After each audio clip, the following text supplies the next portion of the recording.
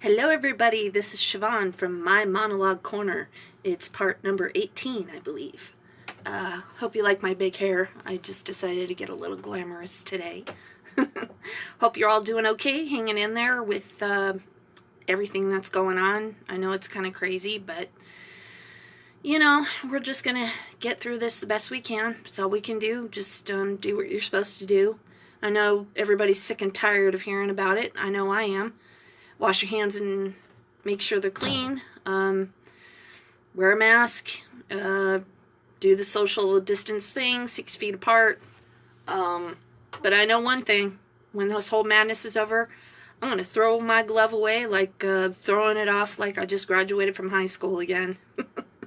I am going to be a happy girl. I am just going to dance in the street, and I am going to party, and I am going to hug people. I am going to hug even strangers. I mean, I'm just going to be happy. I'm going to be as happy as everybody else. So, anyway, not to ramble on like I normally do. I'm doing good. Hanging in there again like everybody else. Job's going well.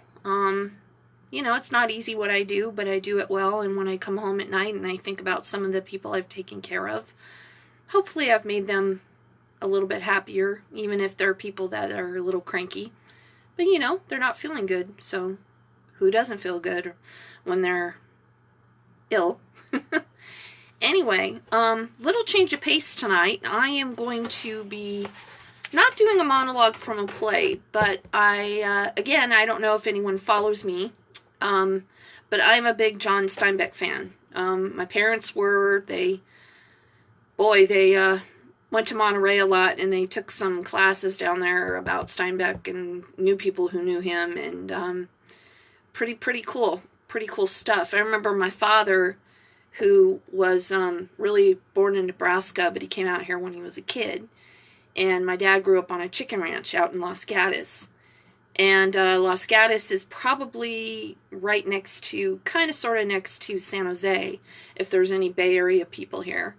And my dad once showed me when I was a little kid the house where John Steinbeck lived, where apparently he wrote The Grapes of Wrath. So it was pretty cool. Anyway, oh, and my father, in those of you who know Gone with the Wind, the actress Olivia De Javelin. Hi Roger, nice to see you. Love to Rhonda. If anyone knew Olivia De Havilland, who was Miss Melanie in the Gone with the Wind, she recently passed away, I believe, this month or just close to the month change. She was 103. God bless her. And she and my dad went to the same high school as well. They went to Los Gatos High. Dad was a little bit younger than her, so don't think they knew each other, but that was a pretty cool trivia fact. Anyway. Hi, Mark. Hi. Sorry, a lot of my friends are watching. This is so cool. Hope more people show up. Okay, so today's read is not going to be from a play, but it's from John Steinbeck. One of his books that's a really great book, and I recommend it. It's called The Long Valley. This was a series of short stories that he wrote. Can't really say what year. This says it was published in 1938, so it's a couple of short stories about how it says, set in the beautiful Salinas Valley of California, where simple people farm the lands and struggle to find a place for themselves in the world. These stories reflect Steinbeck's characteristic interests, the tension between town and country, laborers and owners, past and present. This has some really great stories in it. It has a short story in it that is called Johnny Bear, and Johnny Bear was the influence for Lenny in Of Mice and Men. Don't mean to brag, but I was very fortunate many years ago when I was younger. I got to play in a play version of that. I was Curly's wife, and my father played Candy, the old man, and that was a great show. That was really, really wonderful. So anyway, Steinbeck has been a big part of my family for many years, and I was kind of flipping through it today, and I found a short story that's really good. It's not very long, but I'll read it. It's called The Vigilante. So here it goes. The great surge of emotion, the milling and shouting of the people fell gradually to the silence in the town park. A crowd of people still stood under the elm trees, vaguely lighted by a blue street light 2 blocks away. A tired quiet settled on the people. Some members of the mob began to sneak away into the darkness. The park lawn was cut to pieces to the feet of the crowd. Mike knew it was all over. He could feel the letter down in himself. He was as heavy weary as though he had gone without sleep for several nights, for it was like a dream-like weariness, a gray, comfortable weariness. He pulled his cap down over his eyes and moved away. But before leaving the park, he turned for one last look. In the center of the mob, someone had lighted a twisted newspaper and was holding it up. Mike could see how the flame curled above the feet of the gray, naked body hanging from the elm tree.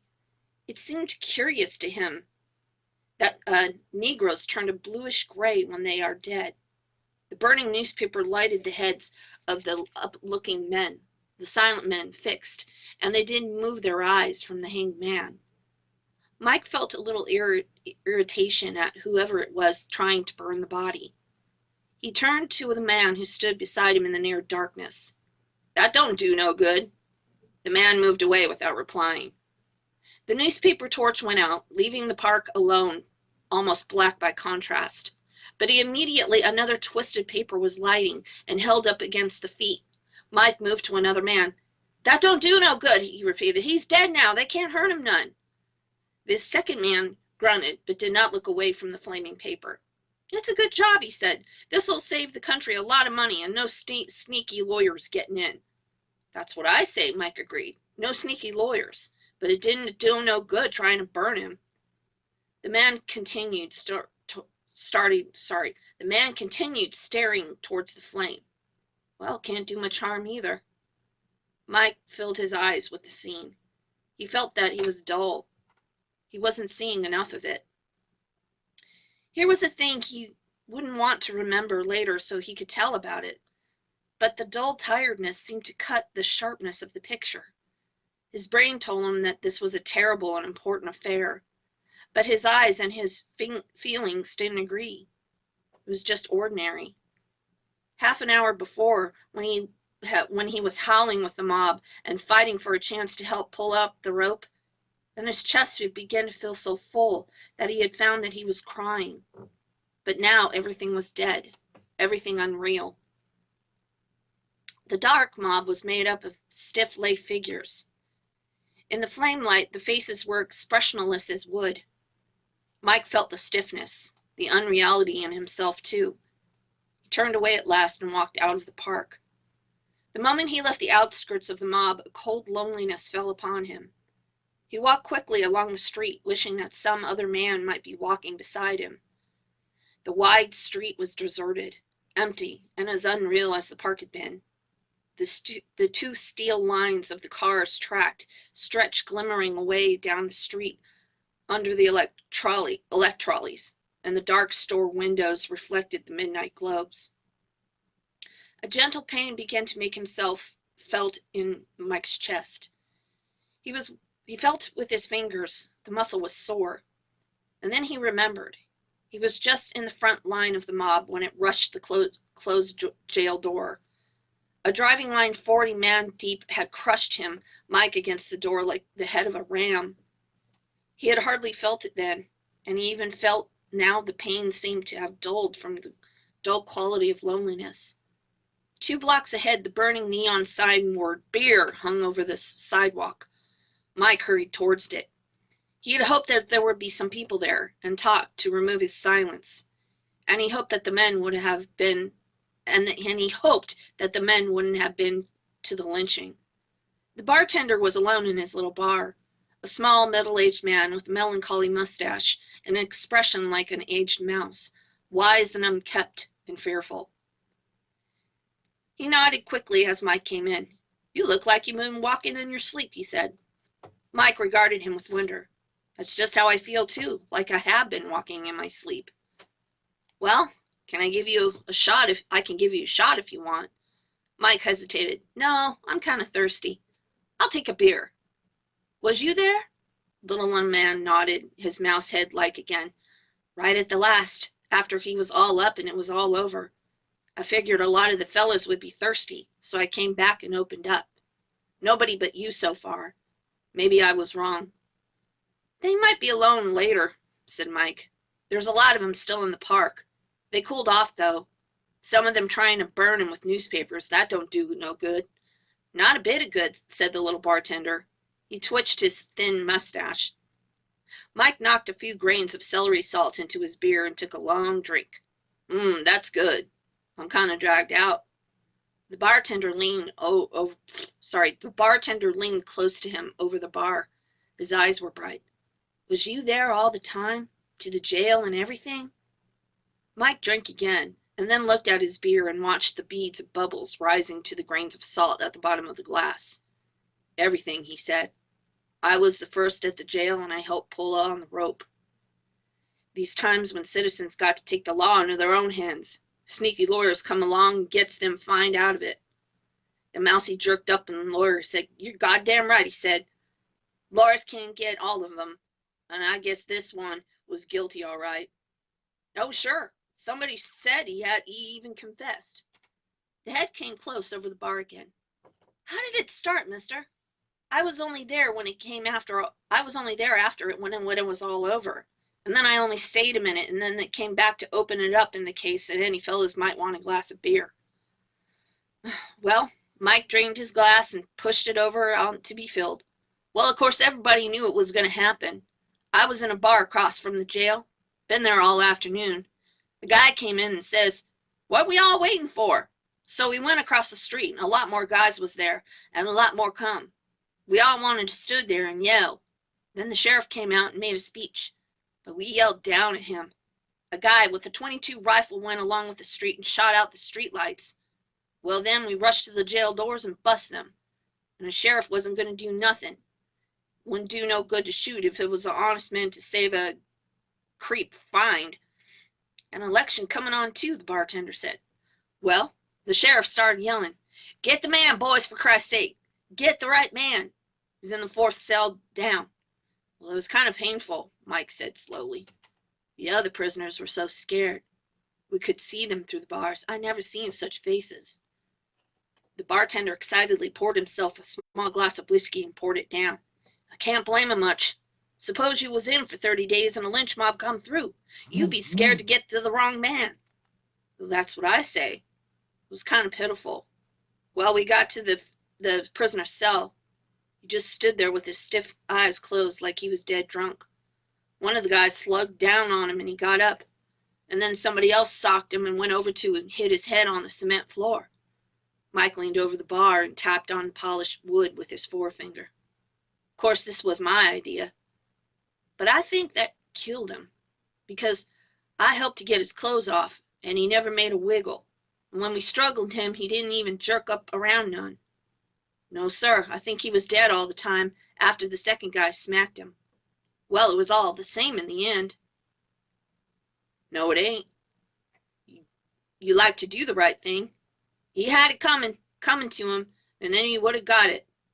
Mike reached out into his trousers pocket and pulled out a piece of torn blue denims. That's a piece of the pants he had on. The bartender bent close and inspected the cloth. He jerked his head up at Mike. I'll give you $1 for it. Oh, no, you won't. All right, I'll give you $2 for it.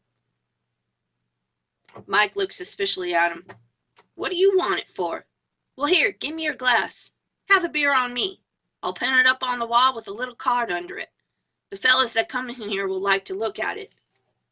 Mike handled the piece of cloth in two with his pocket knife and accepted $2 silver from the bartender. I know a show card writer, the little man said. Comes in every day. He'll print up a nice little card to go under it. He looked wary. Think the sheriff will arrest anybody? Pfft, course not. What would he want to start any trouble for? There were lots of votes in the crowd tonight. As soon as they all go away, the sheriff will come and cut that guy down and clean him up some. The bartender looked towards the door. Well, I guess I was wrong about the fellas wanting a drink. It's getting late. Well, I guess I'll go home along. I feel tired. Well, if you want to go south, I'll walk up with you a ways and with you. I live on South 8th. Oh, that's only 2 blocks from my house. I live on South 6th. You must be right past my house. Funny, I never saw you around. The bartender washed Mike's glass and took off the long apron. He put his hat on and coat, walked to the door and switched off the red neon sign and the house lights. For a moment, the 2 men stood on the sidewalk looking back towards the park. The city was silent. There was no sound from the park.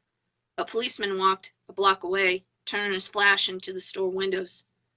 You see? Just like nothing happened. Well, if the fellas want a glass of beer, they must have gone someplace else. Well, that's what I told you, said Mike.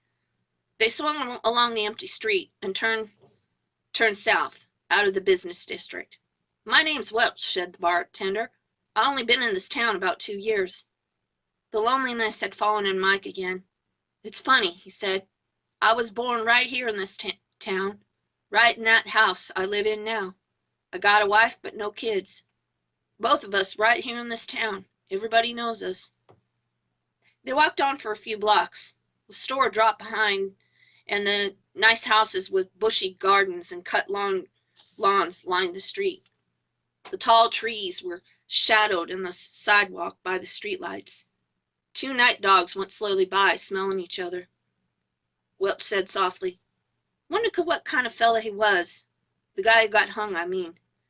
Mike answered out of his loneliness. All the papers said he was a fiend. I read all the papers, that's what they all said.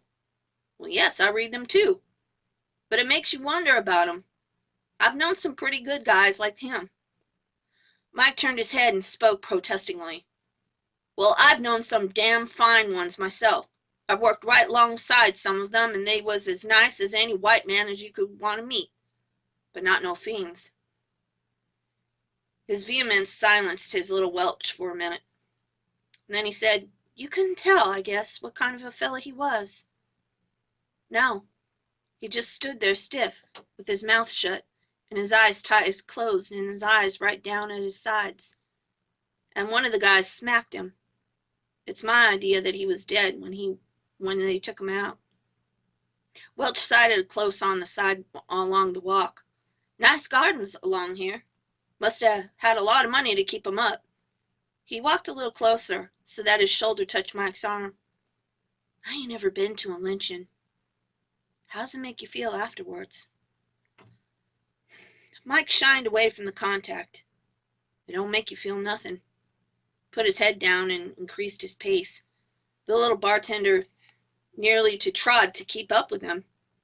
The streetlights were fewer. It was darker and safer. Mike burst out, Makes you feel kind of cut off and tired, but kind of satisfied too, like you done a good job, but tired and kind of sleepy. He slowed his steps. Look, there's a light in the kitchen. That's where I live. My old lady's waiting up for me. He stopped in front of the little corner house. Welch stood nervously beside him. Now come on to my place when you want a glass of beer or a shot. Open till midnight. I treat my friends right. He scampered away like an aged mouse. Mike called good night. He walked around the side of his house and went in the back door. His thin, petulant wife was sitting by the open gas, warming herself. She stood complaining eyes on Mike when he stood in the doorway. Then his eyes widened and hung on his face. You been with a woman, she said hoarsely. What woman you been with? Mike laughed. You think you're pretty slick, don't you? You think you're a slick one, ain't you? What makes you think I've been with a woman? She said fiercely. You think I can't tell by the look on your face that you've been with a woman? All right. If you're so slick and know it all, I can't tell you nothing. You just wait for the morning paper. He even doubt coming into the dissatisfied eyes. Was it the guy who got hung? Did they get the guy who was hung? Everybody said that they were going to. Well, find out for yourself if you're so slick. I ain't going to tell you nothing. He walked through the kitchen and went to the bathroom. A little mirror hung on the wall. Mike took off his cap and looked at his face. By God, she was right. That is just exactly how I do feel. Yeah, powerful, short and sweet, but heavy stuff there. But very good book. Steinbeck just has a way of simplifying words, but yet they mean so much.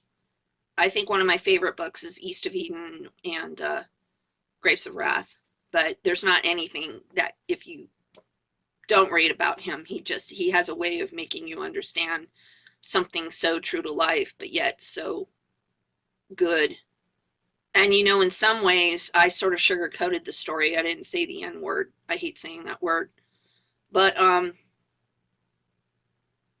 of pertains to what we feel nowadays, with everything with Black Lives Matter going on and racism and how we feel about things. So, again, that was called The Vigilante. And it's in a book called The Long Valley, and it was published in 1938. So, great book. I recommend it. So next week, I'm not sure what I'm going to read. If anyone wants to send me anything to, read, I might dig out some old plays that I did in the past and redo them again. I don't know.